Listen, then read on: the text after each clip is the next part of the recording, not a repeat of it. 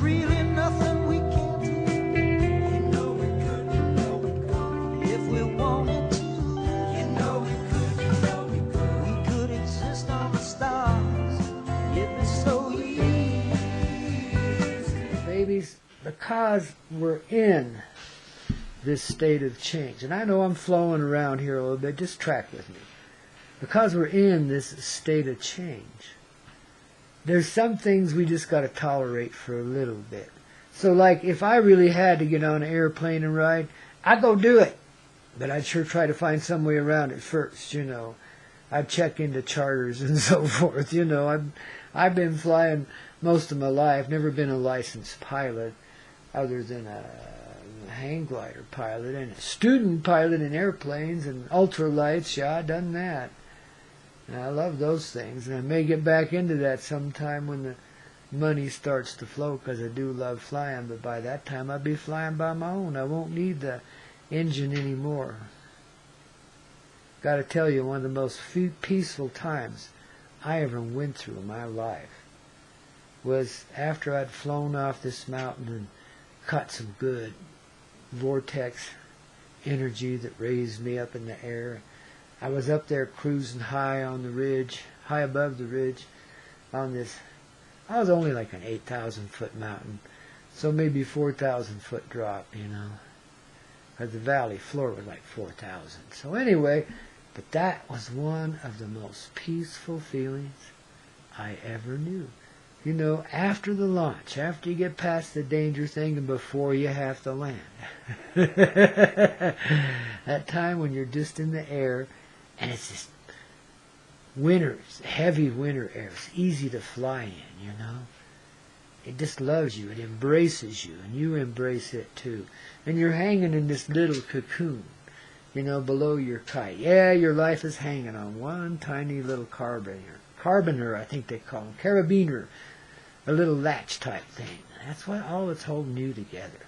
That one little thing. Of course, it's tested up to 40 million G's and all that stuff, so it's never supposed to break. But I'm telling you, despite all of that, the misery of having to do a good takeoff, the even more misery of having to do a really sweet landing, that place in between where you float, you know, where you're up there with the birds, and they're following around with you sometimes. Sometimes you would. You look back and see a hawk or an eagle floating in your wake as you drifted back and forth along the ridge. Same way they do sometimes, you know. It was awesome. But I realized also, you know, after a couple of years of that, man, I was going to kill myself. I wrecked pretty bad. I blew a landing and cracked up my shoulder. So I was off work for 3 months, etc., etc., etc. But it seemed, you know, after I was through it all, not when I was going through it, but after I was through it all, it seemed a worthy journey, you know, to be able to do that, to have that kind of peace, you know. Well, we've kind of been floating in such a peaceful state, a lot of us, kind of blissed out, you know, and not really aware of the dangers of what we're doing or the life we're living, because, you know, it just doesn't occur to us that that would happen to us. We've seen it happen to others, and man, we don't like it, but, you know, we just don't think it's going to happen to us. So we fly. But now we're like to this place where there's some real challenge in air, you know. We've got to learn to respect that sky we fly in, let alone the earth we're returning to that we walk on, you know. We've got to be at peace with all of it, not just the sweet moments, not just the easy cruising, but embrace the rough stuff too. What did that crash tell you? You were pushing it too far, young man. I was young then, like 30 years old, man. I think it was like, yeah, it was right after my 30th birthday. It was on a New Year's Day when it crashed. Wow. Amazing what can happen.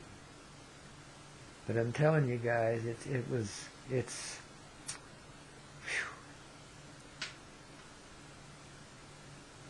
embrace it all. See, if I'd have realized that, known that back then, I probably could have continued to fly safely, but I would have had to do some other things in my life. I would have had to quit trucking, get my hours down to where, I could sleep a little, and I'd be a lot more competent doing things like that. I needed to do a little more internal work so I could be more at peace with myself. I was wild and raging back then. Besides being a laid-back party boy hippie kid, It was a little of both, still is to a certain extent, but that's what we're here to balance.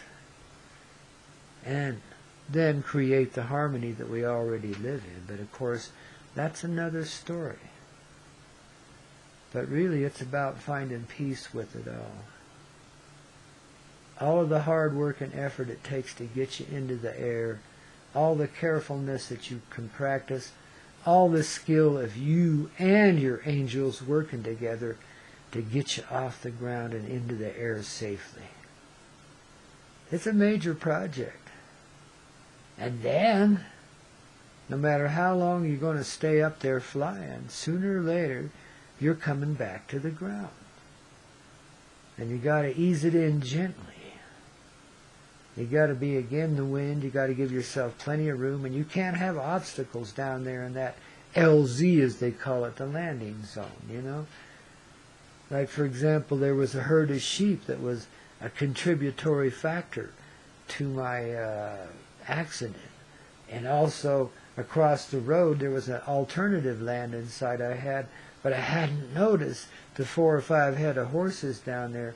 And they did not like people flying on wings. This did not look good to them. They were upset and snorting and bucking and running around the pasture. And even though I tried to soothe them from about 1,000 feet above them, they couldn't quite hear me. So I went over to the alternative site, and the sheep redirected me. And got me into a downwind landing, which is on a hang glider. You don't want to do it, man.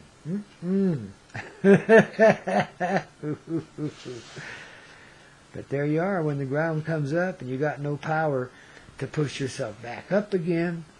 Well, you got to deal with what you're doing and do the best you can with what you got. And that's what I did. Which wasn't very much, but at least I didn't die. The angels protected me and let me break a bone.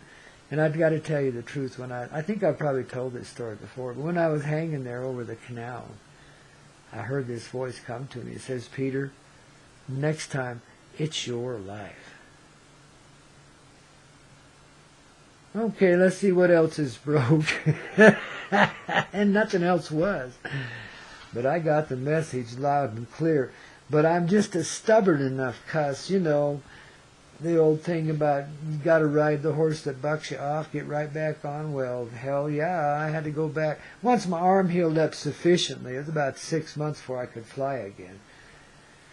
But once it got to that point, I did, just to show myself that I could. But I only went a few times and then on kind of shallow hills by comparison to what I'd been flying. And then one day I'm out there standing there on one of those hills and I'm looking down at my landing zone, and I'm looking at this hill, and I'm watching the wind change directions every 3 seconds, and I'm saying to myself, "Peter, you're going back to it again. You're getting a little crazy. Fold it up, put it away, give it up." Well, I did. But it sure wasn't easy. When you're doing something you love, but you know it's going to kill you. That's a hell of a choice, ain't it? Well, that's kind of like what we're facing now. You can continue with the old ways. You found a cruise, man. Maybe you love your misery.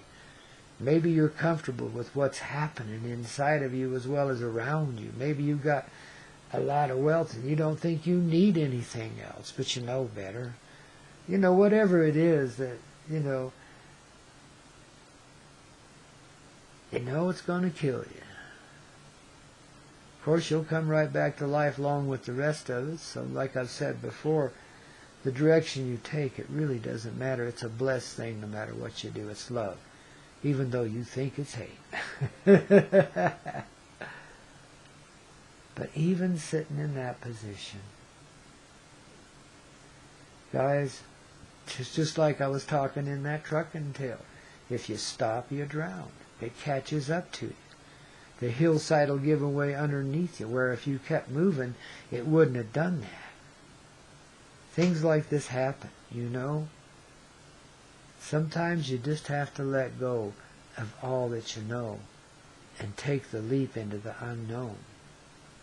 Because you know already what's there. It's not unknown. You feel it.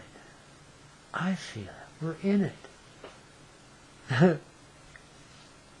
That's how this transition and change comes into being, you know. The many steps we're taking to get there. And you will see visible signs in the world today of the progress we're making. And you're going to see a lot of fear-mongering going on out there. These sons of bitches want to kill us all off and put the remainder in prison camps, and it's the World War III, etc. Well, I guess I can honor that kind of talk, as distasteful as it is to me. I mean, we've been around this block many times. But guys, I'm sitting here telling you, it isn't time for that. There isn't any more time for that. You know? Break the chains that bind you. Walk away from that shit. Don't be a part of it. Go home and be happy. Go home and be miserable. Then you'll find happiness, because you're so God-blessed miserable you're going to have to. It'll sneak up onto you in the middle of the night and terrify you till you love it. You know what I mean?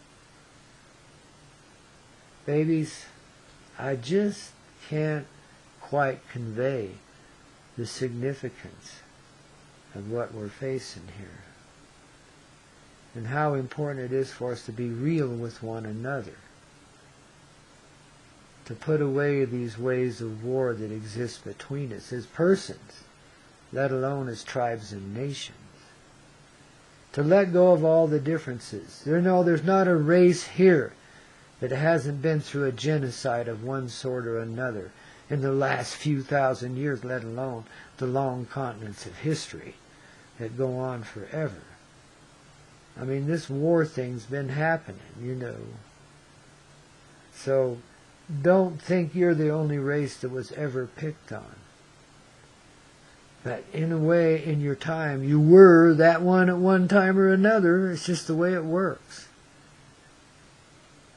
Time to let all that go. You can't hold a grudge forever. You can't hate people for being people. Well, I guess you can. But it doesn't work for you anymore. You know? These places that have given you justification and made you feel like hatred could keep you living, you know, put you on a vendetta, some of you, against a whole race of people of whom 99 and 9/10% are innocent of anything. And that 0.1%, well, they're the same in every tribe and nation. You know what I mean? They're always there. They're the nasty little boogers that always get away with it. They've been scheming and plotting. Hell yeah, we know that. Doesn't mean we give any credence to it. We let that shit go. The less attention you pay to it. Now you got to honor it and see that it's there, of course. After that, let it go. Yeah, they've been working in the background. Yeah, they've been doing all kinds of secret rituals to empower themselves. I mean, babies, there's a lot to see there. And some of it's pretty gnarly, so you know, shit. I'm not so sure we want to go there. But when you see this shit coming to the surface, you know that's why. It's time to be exposed. Be done with. That's the end of war. Because that's the end of the manipulation of the human being. When there's no longer all that shit going on, it just don't happen anymore. It frees our minds, our souls, to live in the consciousness of the heart. There's no longer an interference, a restriction. That we've allowed, yeah. I mean, it's our quote, choice, you know, to live this way. But it's our choice to be letting it go. So you forgive me if I'm feeling a little melancholy here myself, you know, for all of its indifference, for all of its inherent cruelty and unfairness and inequity and all of this crap. There have been a lot of sweet moments of living here. And if you get just one of them in a lifetime, wow, that just made that whole lifetime worthy of being. And when you've had several, wow. I'm telling you, you can die contented at any stage of your life when you see it like that. But that's what keeps you living. Because you know you're worthy. And you won't get worn out by it. Even though it might be tricky at times and difficult. I mean, you know your enlightenment's been coming and going for how long now? And it don't just stay steady. You get on some plateaus, yeah, you get a cruise for a while. But then you get the challenge. You got to go back there, do that again. Only from a different way, a different level. So on and so forth. Who knows the path? But all I can tell you is the path that we're taking is all together. Near as I can tell. Looks like we're one big, long stream of stone ponies running down the arroyos of the Wild West, man, and just enjoying the dickens out of what we're doing. Which is why it's so hard for us to want to step out of it. You know? For all the boogity and the end times talk and all the fears and nastiness that World War III might bring. Babies, we're just too sweet to let all that happen. And I think you're going to realize that pretty soon if you haven't already. I don't care how fucking ornery you can be. I don't care how mean you have been. You know, I mean, we're all guilty of something sometimes now, ain't we? Doesn't mean we ain't the sweetest people that ever walked the face of the earth. You may be one of the most inhumane persons I ever met. But I see past that shit. I know what's in there. And because I can see it, you can too. So that's what we're here about doing, you know, reflecting that back to one another. Instead of all this negative thought now, we're turning around, and what we're doing is reflecting what we truthfully see in you. And that may disempower a lot of your career intentions. In fact, it's going to ruin your whole world. But it's going to bring you back to life.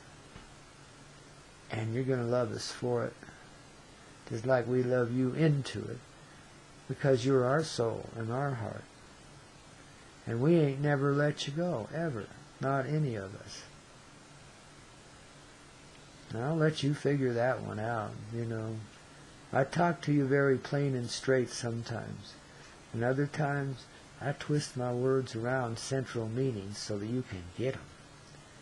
And I do this by design of the universe. It comes through me kind of like automatic pilot. Guided and directed by angels. And you know, you don't have to sit there and believe one word I say. I don't care. But I love you, and I care about you. No matter how angry you may have made me before.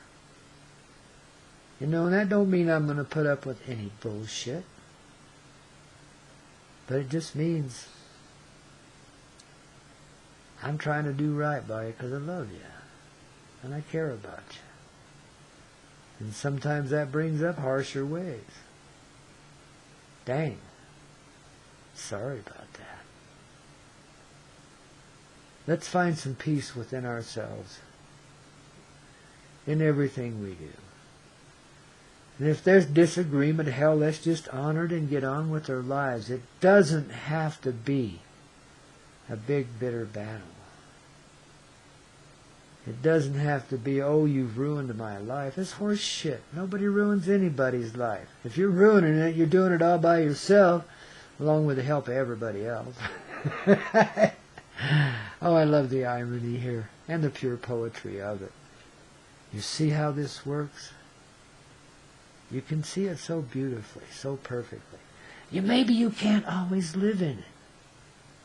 But God, if you can do it for 30 seconds, you can do it for 30 minutes the next time, and 30 days the time after that, and so on. Just keep moving in that direction. Recognize the cyclical nature that we go through, even in spiritual terms. There are seasons. Seasons of abundant joy, seasons of easy cruising, seasons of gut-wrenching transformation. Well, this may be a little gut-wrenching for you guys. I've been warning you about that now. But what I'm telling you, it's also easy and smooth. The only gut-wrenching part is thinking about letting go of all that we know and accepting what we've always known. But we're so busy denying. It's been a wild ride, guys. Look for opposites in this world, the reverse of what you're seeing. And somewhere in that you're going to find some truth. I think I've rambled on long enough. God, what a nice little party we've been having. You know, this ain't a screwdriver I'm drinking. I sure wish it was. But Merry Christmas, Happy New Year, and oh, may Halloween bless you too. The Day of the Dead become the Day of the Living. How about that? Love you guys. Just remember, rock and roll always, always soothes your soul. And what do we mean by that? Well, we just explained it, didn't we?